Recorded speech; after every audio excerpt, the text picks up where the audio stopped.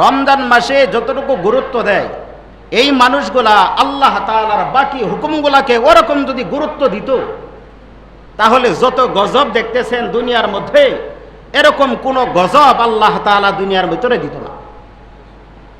রমজান মাসে এই পরিমাণ গুরুত্ব, মাগরিবের সময় সবাই ঘড়ি ধরে থাকে, কোন সময় হবে, আজান দিবে সাথে সাথে খাওয়া স্টার্ট। মানে আল্লাহর হুকুম কোন সময় হবে, মানে ওই সময় আল্লাহর হুকুমের অপেক্ষা করতেছে। খুব মনোযোগী সবাই, মহিলার পুরুষ নেই, সবাই অপেক্ষা করতেছে। আর ওই সময় শুধু আল্লাহর হুকুম, বাকি সময়কে আল্লাহর হুকুম নেই। খুব গুরুত্ব।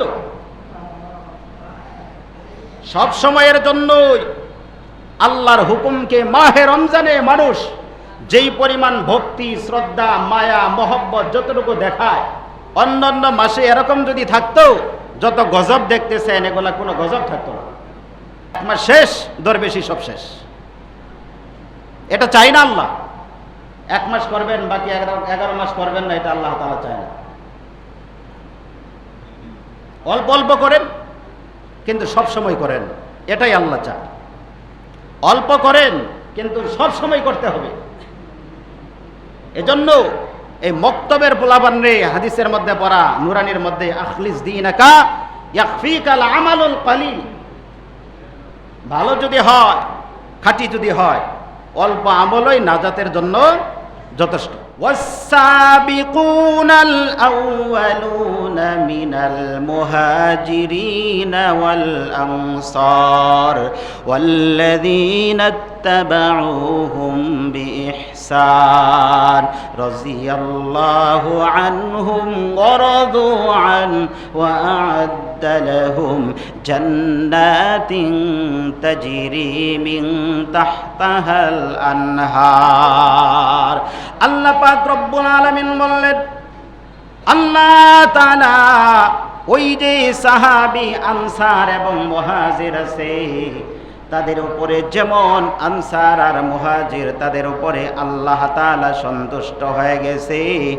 আর আনসার আর মুহাজির তারাও কিন্তু আল্লাহ পাকের উপর ওরকম রাজি আর খুশি হয়ে গেছে। সুবহানাল্লাহ। আনসারদের জন্য এবং মুহাজির যারা ছিল, উভয়ের জন্য আল্লাহ পাকের জান্নাত এরকম ভাবে অপেক্ষা করে দিয়েছে। সুবহানাল্লাহ। হযরতে তালহা ইবনে উবাইদুল্লাহ রাদিয়াল্লাহু তাআলা আনহু এতটুকু দেখার পরে, এই পর্যন্ত কথা হওয়ার পরে আল্লাহর বান্দার ঘুম ভেঙে গেল। আবার হযরতে তালহা ইবনে উবাইদুল্লাহ রাদিয়াল্লাহু তাআলা আনহু সকালবেলা নবীজি সাল্লাল্লাহু আলাইহি ওয়াসাল্লামের দরবারে চলে গেল। অথবা অন্য কেহ এই ঘটনাটা নবীজি আগেই বলেছে। তালহা ইবনে উবাইদুল্লাহ রাদিয়াল্লাহু তাআলা আনহু বলেন, ইয়া রাসূলুল্লাহ, ইয়া হাবিবাল্লাহ, আমি স্বপ্নে দেখেছি অমুক গোত্রের একই বংশের 2 জন মানুষ একসাথে কালেমা পড়ে মুসলমান হয়ে গেল। তন্মধ্যে এক ব্যক্তি দিন কায়েমের জন্য, ইসলামের জন্য নিজের জীবনকে বিলীন করে দিয়ে শাহাদাত বরণ করলো। আরেক ব্যক্তি স্বাভাবিক অবস্থায়, নরমাল অবস্থায় 1 বছর পরে যার মরণ হলো। আমরা 3 ব্যক্তি একই সাথে জান্নাতের দুয়ারের কাছে দাঁড়ানো ছিলাম, কিন্তু আমি দেখতে পেলাম যেই ব্যক্তি 1 বছর পরে নরমাল অবস্থায় মৃত্যুবরণ করলো, তাকে জান্নাতে যাওয়ার পারমিশন আগে দিল, অনুমতি আগে পেল। কারণটা কি? আর যিনি শহীদ হয়েছে সে কেন জান্নাতে প্রবেশ করার পারমিশন পরে পেল? এটাই হলো আমার জানার ব্যাপার। নবী যিনি এরকম ভাবে শহীদ হয়েছে, তাকেই তো জান্নাতের ভিতরে আগে যাওয়ার কথা ছিল। আর যিনি স্বাভাবিক অবস্থায় মৃত্যুবরণ করেছে, তার তো জান্নাতেই পরে যাওয়ার কথা ছিল। কিন্তু ব্যাপারটা কেমন জানি উল্টা পাল্টা হয়ে গেছে। নবীজি সাল্লাল্লাহু আলাইহি ওয়াসাল্লাম আবার তালহা ইবনে উবাইদুল্লাহ রাদিয়াল্লাহু তাআলা আনহুকে বলেন, ও তালহা, তোমাকে তো আমি অনেক জ্ঞানী ভেবেছিলাম, আবার তুমি আমলের লাইনে তুমি তাকাও। যিনি 1 বছর আগে মৃত্যুবরণ করেছে, শহীদ হয়েছে, আর যিনি 1 বছর পরে নরমাল অবস্থায় মৃত্যুবরণ করেছে, তাদের আমলের দিকে তুমি তাকাও, আমলের দিকে তাকাও।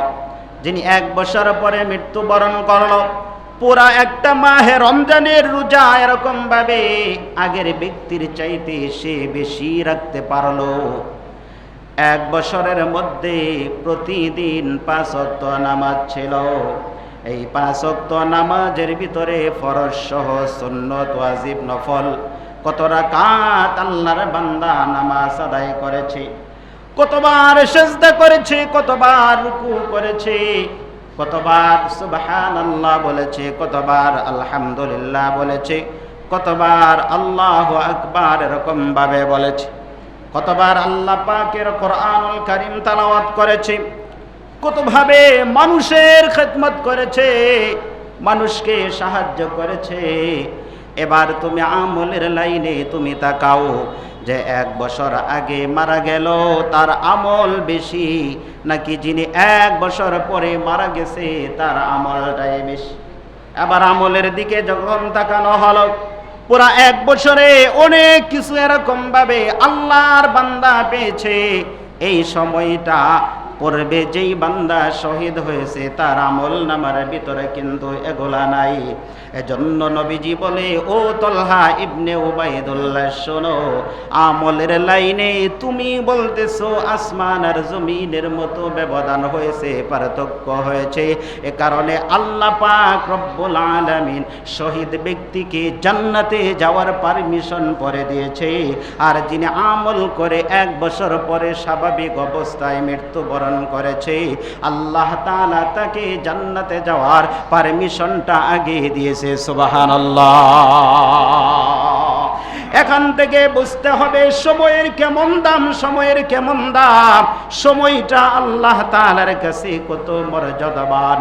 এজন্য বান্দা সময় পেয়েছে, শহীদ ব্যক্তির চাইতে জান্নাতে যাওয়ার পারমিশন মহান আল্লাহ তাআলা আল্লাহর বান্দাকে আগে দিয়েছে। সুবহানাল্লাহ। যিনি শহীদ হয়েছে তার মর্যাদা আর যিনি নরমাল অবস্থায় মারা গেছে, 2 জনের মর্যাদা কিন্তু এক না। যিনি শহীদ হয়েছে তার মর্যাদা ভিন্ন, আর যেই ব্যক্তি নরমাল অবস্থায় 1 বছর পরে মৃত্যুবরণ করেছে তার মর্যাদা ভিন্ন। কিন্তু আমলের লাইনে দেখলে যেই ব্যক্তি 1 বছর পরে মারা গেল তার আমল কিন্তু অনেক অনেক গুণ বেশি। এজন্য আল্লাহ পাক আপনাকে আমাকে হায়াত দিয়েছে, সময় দিয়েছে আকাম কুকাম করার জন্য না। এখানে বসে বসে 4 দোকানে টিভি দেখবেন 1 ঘন্টা 2 ঘন্টা, কোনো সমস্যা নাই। 10 মিনিটের জন্য মসজিদে আসবেন, খুব সমস্যা। আরেকজনকে ঠকানোর চিন্তায় আধা ঘন্টা খুব মনোযোগের এরকম মিটিং চলে, মসজিদে আসবেন 10 মিনিটের জন্য নামাজ আদায় করবেন, এটা খুব কষ্ট লাগে। রাস্তাঘাটে, দোকানপাটে গাড়ির জন্য অপেক্ষা করবেন, বিভিন্ন জায়গার ভিতরে ডাক্তারের কাছে, কবিরাজের কাছে, নেতার কাছে যাওয়ার পরে অনেক সময় অপেক্ষা করতে পারবেন, তখন কোনো সমস্যা নাই। মসজিদের মধ্যে আসবেন, 10 মিনিটের জন্য নামাজ পড়বেন, তখন আপনার শরীরের ভিতরে খুব চুলকানি নাকি, আবার দাবি করেন আমি দাবিতে মুসলমান নাকি, দাবিতে মুসলমান, দাবিতে ইমানদার। একজন মানুষ মাহে রমজানে যতটুকু আল্লাহ তাআলার বিধানকে গুরুত্ব দেয়, 11 মাস যাই করুক, রমজান মাসে যতটুকু গুরুত্ব দেয়, এই মানুষগুলা আল্লাহ তাআলার বাকি হুকুমগুলাকে ওরকম যদি গুরুত্ব দিত, তাহলে যত গজব দেখতেছেন দুনিয়ার মধ্যে, এরকম কোন গজব আল্লাহ তাআলা দুনিয়ার ভিতরে দিত না। রমজান মাসে এই পরিমাণ গুরুত্ব, মাগরিবের সময় সবাই ঘড়ি ধরে থাকে, কোন সময় হবে, আজান দিবে সাথে সাথে খাওয়া স্টার্ট, মানে আল্লাহর হুকুম কোন সময় হবে, মানে ওই সময় আল্লাহর হুকুমের অপেক্ষা করতেছে, খুব মনোযোগী সবাই, মহিলার পুরুষ নেই, সবাই অপেক্ষা করতেছে। আর ওই সময় শুধু আল্লাহর হুকুম, বাকি সময়কে আল্লাহর হুকুম নেই, খুব গুরুত্ব। সব সময়ের জন্যই আল্লাহর হুকুমকে মাহে রমজানে মানুষ যেই পরিমাণ ভক্তি, শ্রদ্ধা, মায়া, মহব্বত যতটুকু দেখায়, অন্যান্য মাসে এরকম যদি থাকতো যত গজব দেখতেছেন এগুলা কোনো গজব থাকতো না। রোজা রাখতেছে, নামাজ পড়তেছে, দান সদকা করতেছে, ভালো ভালো কথা বলতেছে, না জানি কি দরবেশ হয়ে গেছে 1 মাসের জন্য। 1 মাস শেষ, দরবেশই সব শেষ। এটা চাই না আল্লাহ। 1 মাস করবেন, বাকি 11 মাস করবেন না, এটা আল্লাহ তাআলা চায় না। অল্প অল্প করেন, কিন্তু সব সময় করেন, এটাই আল্লাহ চায়। অল্প করেন, কিন্তু সব সময় করতে হবে। এজন্য এই মক্তবের পোলাপান রে, হাদিসের মধ্যে পড়া, নুরানির মধ্যে, আখলিস দীনাকা ইয়াকফিকাল আমালুল কালিল। ভালো যদি হয়, খাঁটি যদি হয়, অল্প আমলই নাজাতের জন্য যথেষ্ট। এক সময় বিশাল কিছু করলেন, দেখাইলেন, কিন্তু পরের সময় আর কিছুই নাই। এটা মালিকে চায় না। তো এই জন্যই আল্লাহ তাআলার হুকুম সব সময় আছে। 5 ওয়াক্ত নামাজ রমজান মাসের আগে যেমন ফরজ ছিল, রমজানেও যেমন ফরজ ছিল, রমজানের পরেও ওরকমই কি ফরজ, নাকি ব্যতিক্রম আছে? মনে হয় রমজান মাসের গুরুত্বটা বেশি, আর রমজান মাসের পরে ফরজের গুরুত্ব কম, নাকি? মানুষ কবে যে হবে হুশ, কবরে যাওয়ার পরে আফসোস করে কোনো লাভ হবে না ভাই। এই জন্য এই যে সময়, সময়ের গুরুত্ব, সময়ের মূল্য, সময়কে আপনি মূল্যায়ন করেন, তাহলে এই সময়ের মাধ্যমে আপনি নিজে মূল্যবান হইতে পারবেন। আর যদি সময়কে আপনি যদি মূল্যায়ন যদি না করেন, তাহলে এই সময় দ্বারা আপনার ক্ষতিগ্রস্ত হওয়া ছাড়া লাভবান হওয়ার কোনো চিন্তা নেই। আল্লাহর কাছে হায়াত চান, আপনি লম্বা হায়াত চান, কিন্তু আপনি যদি হায়াত যদি চান যে আমি মালিক, তুমি আমাকে 20 বছর হায়াত বাড়াইয়া দাও, এই 20 বছর হায়াত দেয়া, এটা করব এটা করব, অর্থাৎ জনগণের মানে খারাপের যে চিন্তা আছে, জনগণকে ঠকানোর যে চিন্তা আছে, এই চিন্তা নিয়ে আপনি যদি হায়াত বাড়াইয়া চান, এই হায়াত আপনাকে জাহান্নামের দিকে নেবে। আর যদি হায়াত চান মালিক তুমি আমাকে আগামী রমজান পর্যন্ত পৌঁছাইয়া দাও, তোমার এই আমলগুলা করব, তাহলে এই সময়টা আপনার জন্য নাজাতের ওসিলা হয়ে যাবে। তো এই জন্য সময়কে মূল্যায়ন করতে হবে।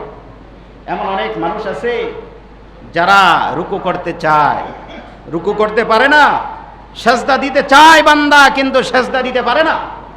কিন্তু এমন একটা সময় অতিবাহিত হয়ে গেছে, সে সেজদাও দিতে পারতো, রুকুও করতে পারতো, তখন সুস্থ ছিল, সবল ছিল, আল্লাহ পাক তাকে ওই সময় ভিন্ন সময় দিয়েছিলেন। এখন সময়ের পরিবর্তনের কারণে এই পর্যায়ে বান্দা চলে গেছে, রুকু করতে চাইলেও আর রুকু বান্দা করতে পারে না।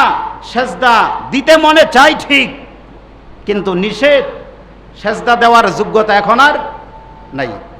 এজন্য এরকম পরিস্থিতি আপনার জীবনে, আমার জীবনে আসার আগেই বেশি বেশি রুকুয়া করতে হবে, সেজদাও করতে হবে, আল্লাহর বিধান প্রত্যেকটা হুকুমকেই পালন করতে হবে।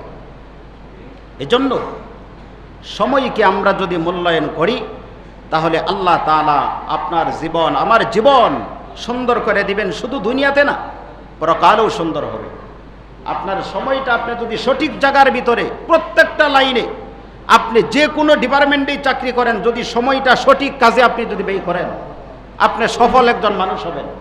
আর এই সময়টাই যখন ভিন্ন পথে, ভিন্ন চিন্তায় যখন ব্যয় করবেন, দেখবেন দুনিয়ার মানুষও আপনাকে ভালোবাসবে না। আল্লাহ তাআলা তো পরের কথা, জগতের মাখলুক আপনাকে ভালোবাসবে না, জগতের মানুষও আপনাকে ইজ্জত করবে না। তো এই জন্য সময়কে গুরুত্ব দিতে হবে। সময়ের গুরুত্ব দিলে আমল, ঈমান, আপনার জান, মাল সব কিছুই সুন্দর হবে।